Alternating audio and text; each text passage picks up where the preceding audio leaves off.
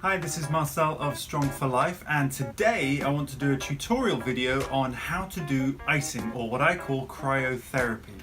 Now, if you've been to receive treatment from me in the past, you'll know that I do recommend ice therapy as much as possible, and it is a really good way of managing the symptoms post-treatment. Obviously, you can feel a little bit tender, it can be a little bit red, and cryotherapy is a fantastic way of helping speed up your recovery, reduce bruising, and encourage, most importantly, circulation to the area. So there's two ways that I normally recommend it. One is using a frozen bag of peas. Now, a bag of peas is great because they're very pliable. So what that means is if you've got it for your elbow or your knee or a muscle, it'll wrap around that really effectively. It's important to make sure that you don't put it directly on your skin, because obviously you'll burn yourself.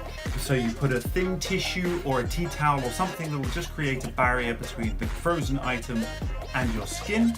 And the other way of doing it, which I'm going to demonstrate for you today, is using an ice cube and a tea towel or cloth. Okay, now I received treatment yesterday and I'm still in the process of recovery. This area, this part of my arm is very tender at the moment, so I'm looking to apply the ice for the exact same effect that I would recommend for you to receive if you've received treatment from me. So here's what we do.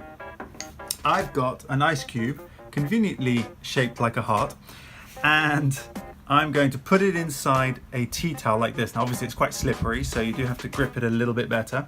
And all you're going to do is you're just going to move your arm up and down along the length of the muscle.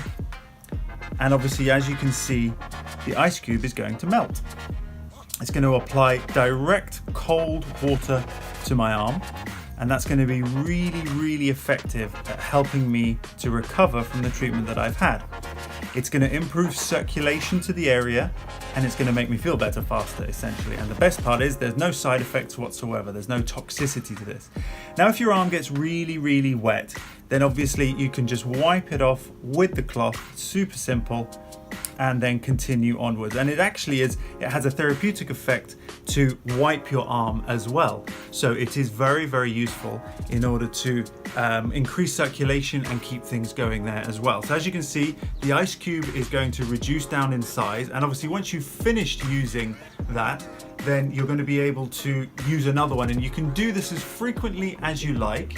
And it's a very effective way of doing it. So once you finish one ice cube, that's basically one session completed, and then you can obviously do another one a bit later on. You can do that as frequently as you feel, or as frequently as I recommend it for you as well. All right, so I hope you found that useful. I hope that was a constructive way of doing the cryotherapy. If you've got any questions, of course, come back to me, but otherwise, have a great day and thanks for watching.